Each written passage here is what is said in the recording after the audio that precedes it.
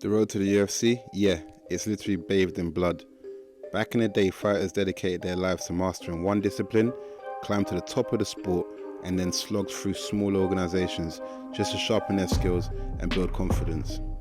Statistically, less than 1% of all fighters make it to the UFC. Of those, 30% get cut in the first year, and only 0.5% ever reach the ultimate goal, championship status. Now with that out of the way, let's get real. Jon Jones is hands down the GOAT of modern MMA. But we're not here to hype him up. Today, we're diving into what happens when a fighter hits their peak and starts their inevitable decline. I'm your boy, The Casual, and this is the road of a journeyman. Chapter 1, the card prop.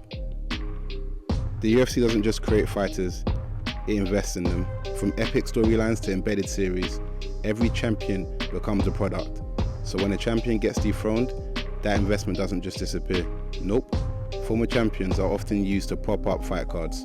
Take UFC 311. Two former champions, Jiri and Jamahal, are squaring off.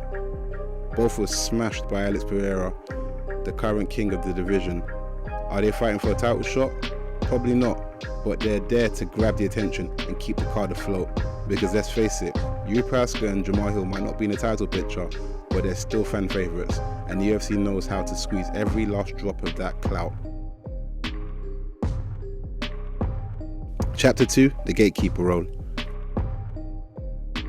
Once a fighter's title reign ends, they're often handed the dreaded Gatekeeper role. This isn't just a veteran fighter, it's the guy who stands between up-and-comers and the big leagues.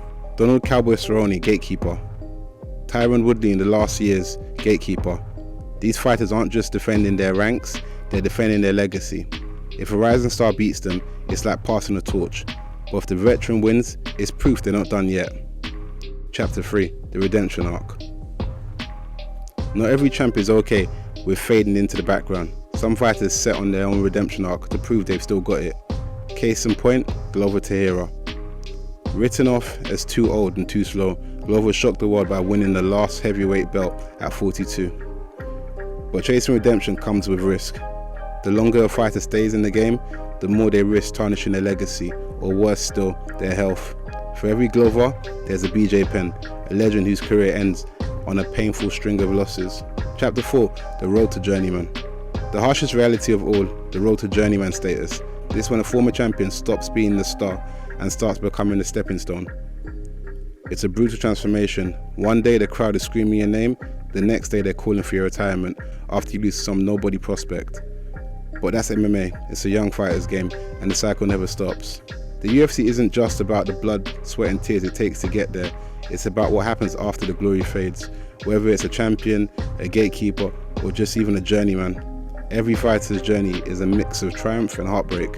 I'm The Casual, and this has been a brutal, honest look at life in the octagon.